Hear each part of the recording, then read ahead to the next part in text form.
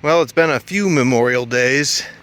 The man lift is a deal on a long weekend like Memorial Day or Labor Day, so every year I get on the list for it and get an extra half day for the same money, which is still a lot of money. And I gotta have the skid steer at home because it's the only way to maneuver it around. It's like takes at least two guys, if not three or four, uphill and against like berms of the ground. I can't position it just exactly where I want it. The easiest thing to do is put the ball in the fork and move it around.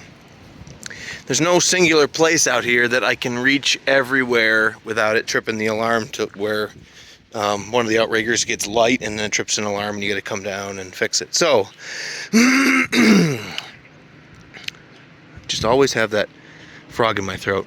I'll be doing everything that I can with this setup to wash everything off with the pressure washer, which I did now. And actually I could spray way over and get it saturated and watch it rinse down with the pressure washer. So I was content with that all from this one setup. However, going up to paint, I'll probably do the top half on the one setup and then I'll move it down here and do the other top half of it over there. And you can see I got that far last year.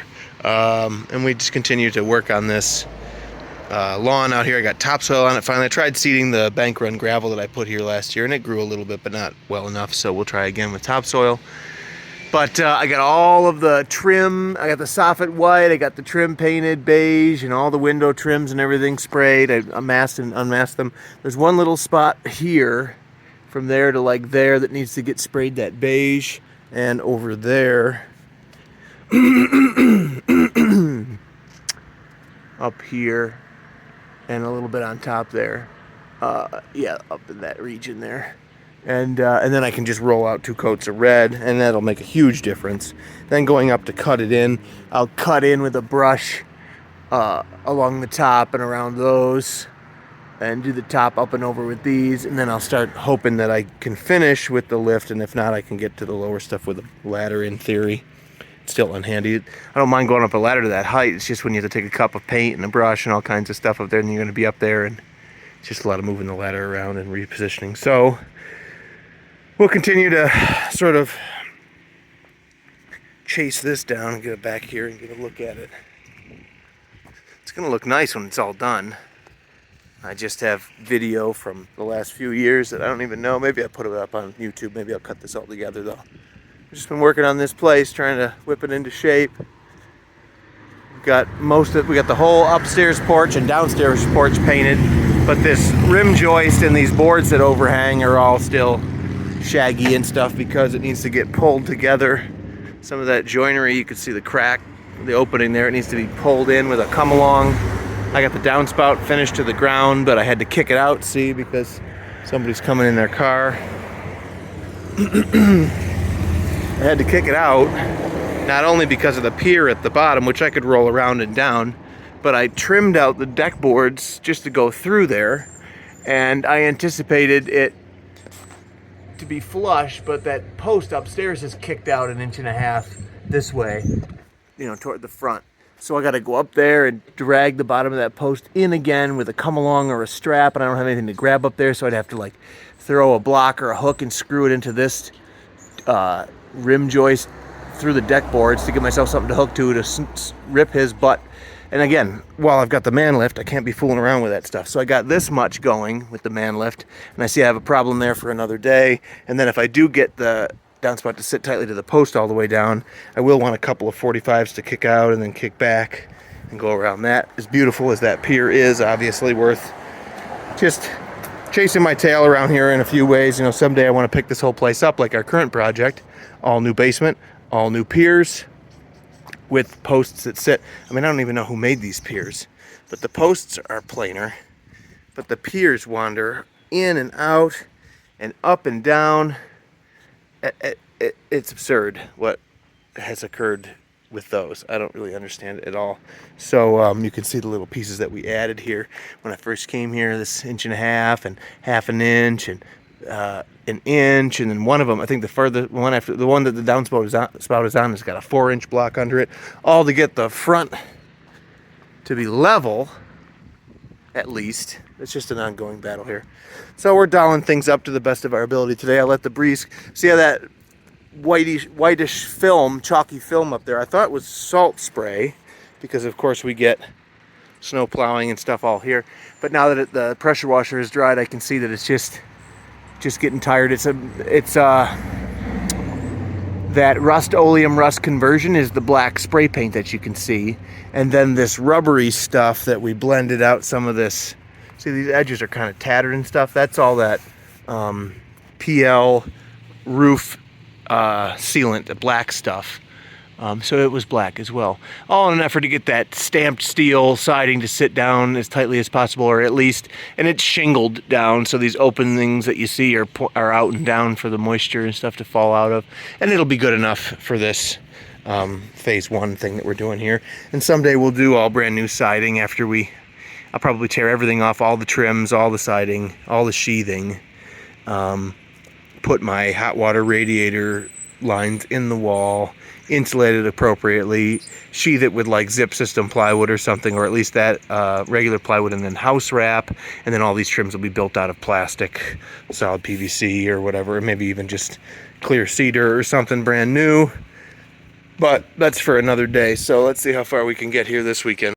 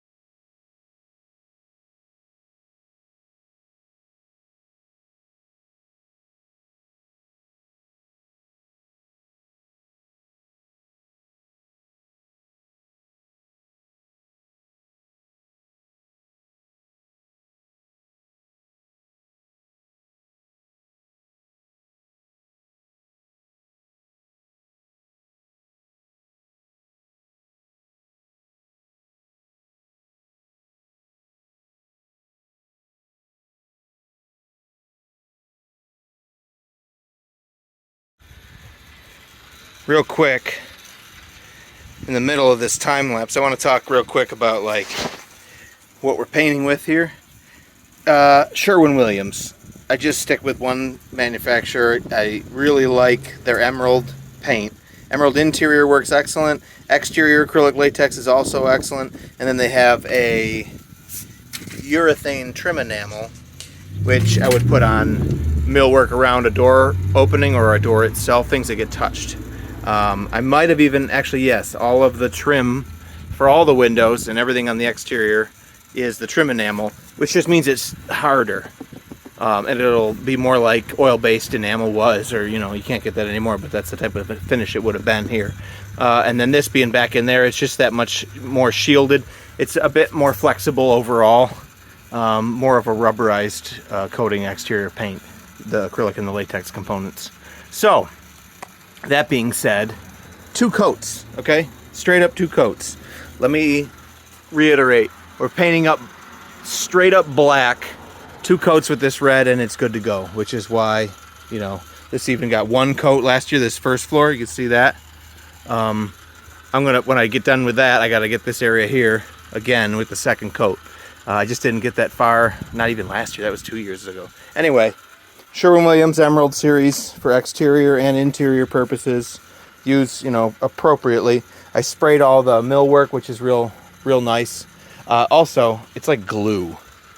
I mean, here's the wrinkles and stuff left from initially pouring it in here. Obviously, it's not level or anything else like that. It's extremely thick. It's extremely, it builds highly too when you're rolling a layer on it. It's like a 10 mil, or 10 thousandths of an inch or something in terms of thickness at least. And that's what I want to do here, is be super effective with my time and energy. And so people who paint buy super high-end paints. People always ask me, like, what's the, you know, whatever, it's whatever once it's on there. It's the person painting that invests in a high-quality paint. Their work will look better when they're all done, and it'll be less hard work overall to get to that point, which is the point of expensive paint. And it's not that bad. I mean, I'm just breaking out the 2nd gallon here. So this is about a gallon per quadrant to fully paint it, which isn't bad. 4 gallons here is, you know, not even 200 bucks, especially on summer pricing. So for that component, obviously this is $400 to rent for a few days, yada yada. But let's get back to time lapse in this.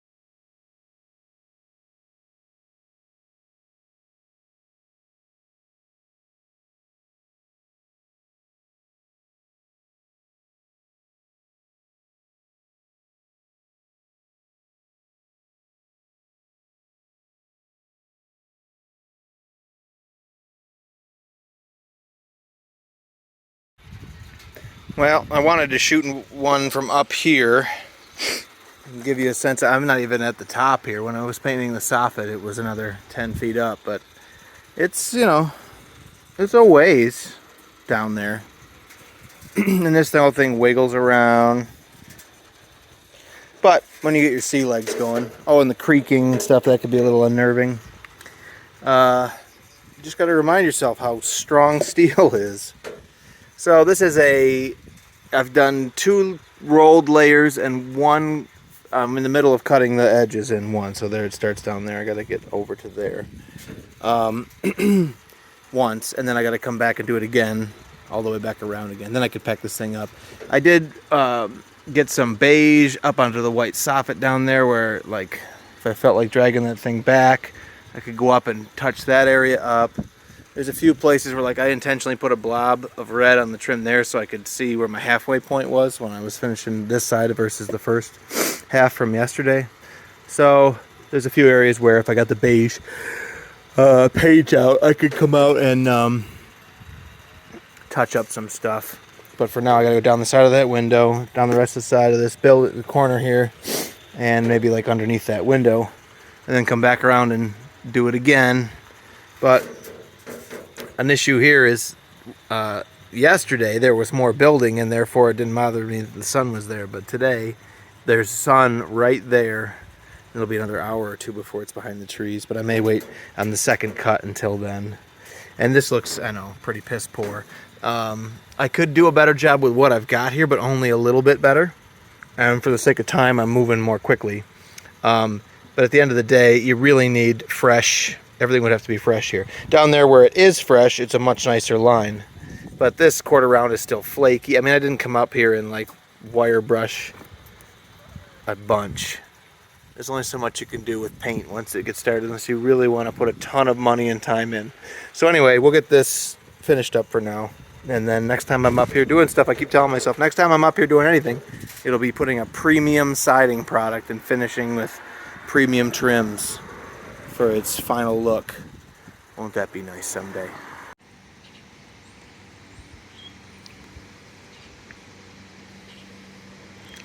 There's the falls singing this morning. Ooh, look at that. Got that finished up on this side last night about 9 o'clock. Just as the sun was going down, it worked out kind of perfectly. So now all that's left, see, we did the second floor porch, first floor porch, all the balustrade and posts.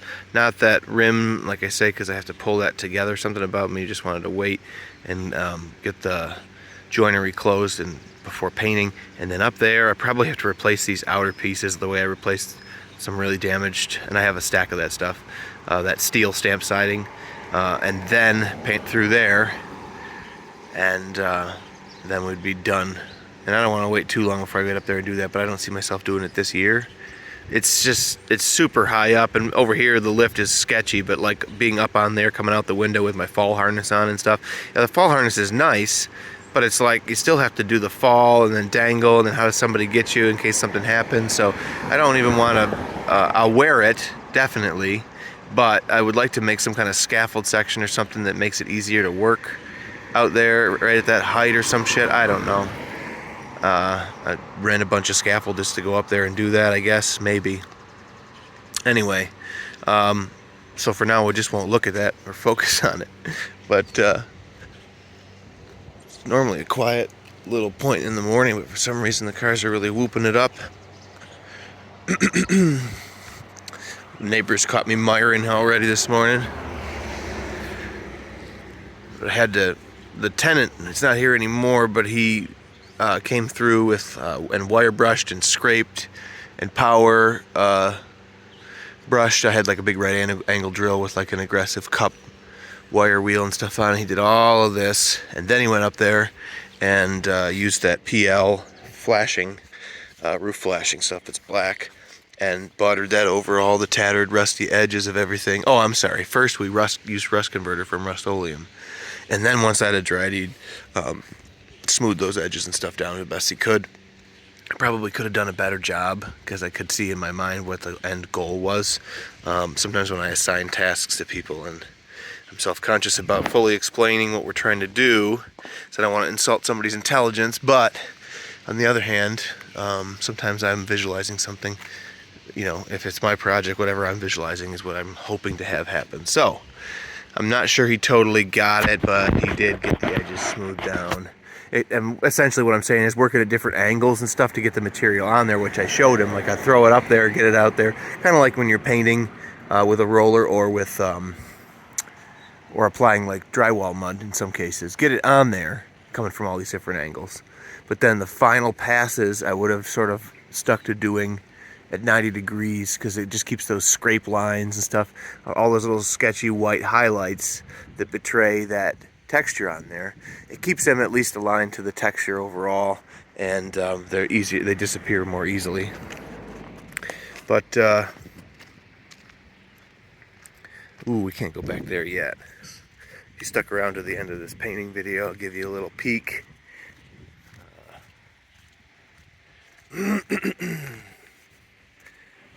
Katie's got the rest of her little plant sale there. Veggie plants that she grew from seedling. We've got some hardy pampas grass, which is not what it is. It's something else.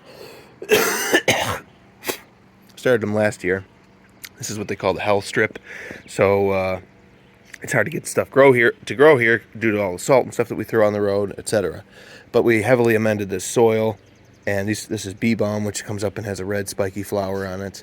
And the grasses, I wanted something like an arborvitae. I wanted a tall mound with seed pods way at the top and stuff to kind of break up like this area, and this area of the porch and make them a little more private with the openings with the stairs. That's been the goal here. Whether or not these friggin' grasses would come up. This is all the bigger they got last year. It's just, I've been waiting and waiting and waiting on you guys. Let's go. And we got all this secondhand side of the road rattan stuff. That one she's gotten to already, so everything's going to be kind of that medium brown with some variation in it when we can get back to it. These ones got painted, so we're going to maybe strip those or something. I don't know. That one's really cool. It's got a cute little drawer there. I keep my book in it. And then we got some teak stuff from a friend who was trying to get rid of stuff. He was going to make that into a bench. So right now it's just holding down our porch. Same little grasses and crap here. And some big old boards. These are, I want to say 16 foot by 16 inch by 1 inch thick. The two of them are anyway. We just dragged those down to put the plants on for sale yesterday. I gotta get the garbages out. Brought these pieces of sidewalk home from a customer and lined them up with what's left on the street there and cut them in on the edge of the asphalt and stuff best I could. We're gonna get a capital project here next year and do this. They're doing the whole road through town, so it may have all been for nothing. And that Airbnb unit, you could back up through my library and catch where that's at, but that's going to take rebuilding these stairs all the way down here. And then I think I'm going to stop at about 2 or 3 steps up and pull it through here and make a landing. Meanwhile, uncover that old window well and make some repairs there to it so I could backfill. And then I'm going to turn this window opening into French doors. And so you'll be able to go up a couple of steps to a 6 or 7 foot wide landing, go straight into the building through French doors with a transom window over them, or make a right and go up these stairs to the Airbnb unit, which would be nice because we don't have an entrance on this side. You're either coming out the front all the time or way out back to get out the side yard up in this locale. We're doing some roughing over there. A little roughing project. The catalpa, he's getting ready. This is the last, it's almost June. Last tree around here to bud, but when he does, it's really something. And the little seedling over here, I'm not sure this other one's going to do anything, but I'd like a good catalpa. There he is. He's gonna make it. He'll have leaves on the side bigger than my hand, which are real cool. Chickies are out. Just gonna try and replace this welded wire fence and gate with larch picket fence this year, but I don't know if I'm going to get to it. Got our path in the herb garden, and the rest of that's going to get planted shortly. It's like weirdly summery for the time of year that it is, so we just haven't quite got everything kick in yet. Here's my gazebo turned chicken coop. That's the most recent look at that. I have a little bit of a series I started with that. I should come back and shoot something here. But it was a garden gazebo, and I enclosed it and turned it into a chicken coop. The water's filled out here, and that's a custom plug O-ring that I cast in silicone out of a custom mold so that it would use a test plug in a hub end of a fitting. That's kind of cool. And then a big silo for food with sight glasses that I cut into it. So, you could fill those guys every 2-3 weeks is all the more I have to worry about the food and water for the chickens in the typical old egg box. And ye old guillotine style chicken guard door that I routed the cord through the wall so that the door cart could be hung inside, which I thought was a pretty sweet upgrade. It originally was supposed to install the door and rails and stuff outside, which I think would have uglified. And I went across the street and around the corner into the local park after I called and asked permission to get that perfectly hollow log a la Looney Tunes. So I just thought it'd be fun in the chicken pen area, but I don't think I've ever seen one of them in it ever. And we got the raised IBC tote beds back here. This is all the last time I cleaned the chicken coop out, I threw it all right in here, and that was 3 months ago or something. On top, and then I rototilled it with our Mantis. If you've seen that little Mantis with a Honda engine, can't beat that bad boy. But I go right up and stand in there and just rototill around very briefly, get that all right to plant. Cut the rhubarb once already to make pie for my birthday.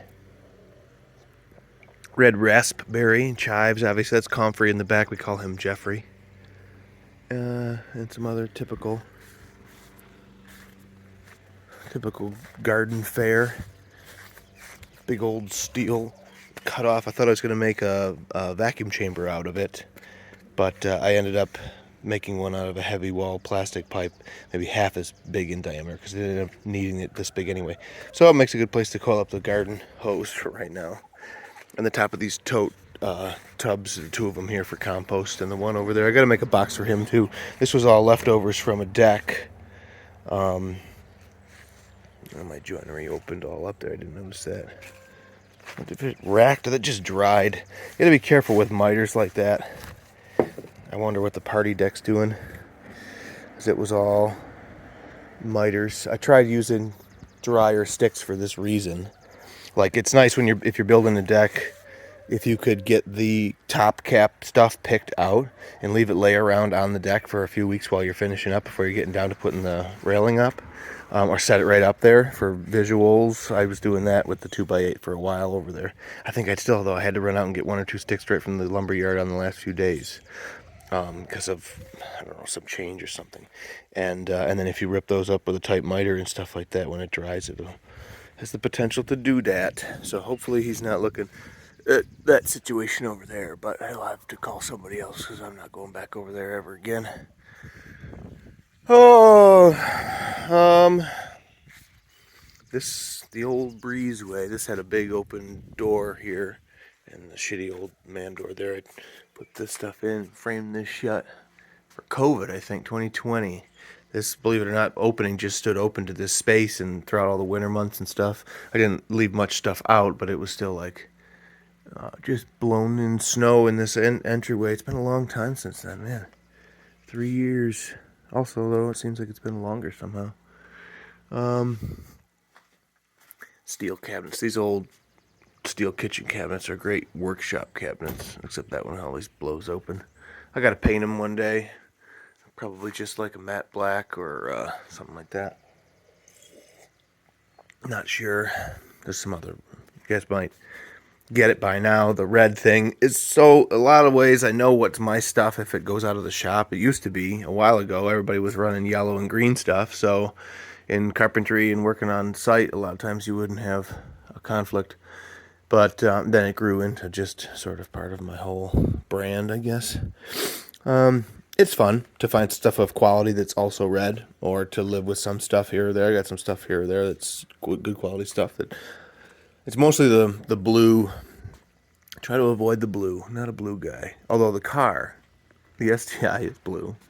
But I mean, that's the blue, you know. Oh, where the hell is it? Oh, I got Don's truck. Never mind. So anyway, the STI is the World Rally, World Rally Blue. Yeah, I was thinking it's not World Rally Team or anything like that. See the sign? Yeah. So again, more steel cabinets. Grew up with those. A few of them I procured. That's my dad's sandblasted cabinet that's just in storage here under use. And this is some 3-inch MDF that I got from a local plant. When my first job out of college, my manager had come from the MDF plant that had closed down. He would always make reference to it. And finally, the one day he was going over there after work, and he took me over there to check it out. And they just had a mountain of stuff that had, just inventory. And so I picked 3, I think 1, 2, maybe 6 pieces of that. And it's heavy, but it makes a nice workbench, and it soaked up a lot of oil and stuff. Now we got the rubber tops on it, but yeah, it makes a great workbench in here. Someday this breezeway is like way uphill to the road. Someday it won't be when we replace this foundation. This is a cool little dwelling, little like hobbit hole in here with a nice high ceiling and stuff, and this relatively high door. It's over 10 feet. Morty, don't you even start with me. But I wonder, that's another thing I wonder about between that and changing the siding. Will I miss this being down, down in here and stuff? It stays nice and cool. And with a couple fans going and stuff, whether or not you want to move air.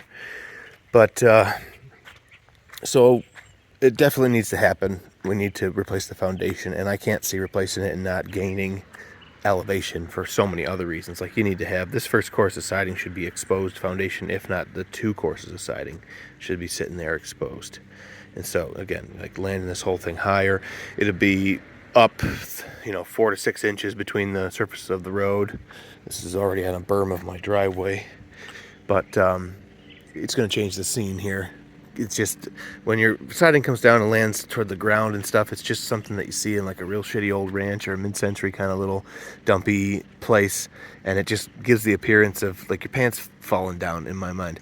You want to see your waistline, you want to see the bottom of the siding and some nice exposed foundation. Not to mention on this, at least around the outside, and we won't have a lot between the front porch.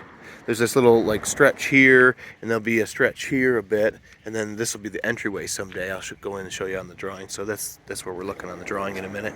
But to do cultured stone or something like that on there to get this, the new foundation someday to appear to be the vintage of the building, to pick out something more like, not quite as decorative as the library across the street, but something similar to that, or even like a chipped stone or dry stack looking like primarily horizontal stone or something like that. Oh, the porch we remodeled or repainted. I have a stack of this stamped steel brick stuff, and I had to rebuild this area because the downspout used to come through. I found the crown profile that's up here and went and got some and modified it to fit, but there was still a hole that showed through the boards because that's where the downspout used to go, which now it comes down outside, which the issue with where it used to go was not that it came down the face of the building, that's tidy, but to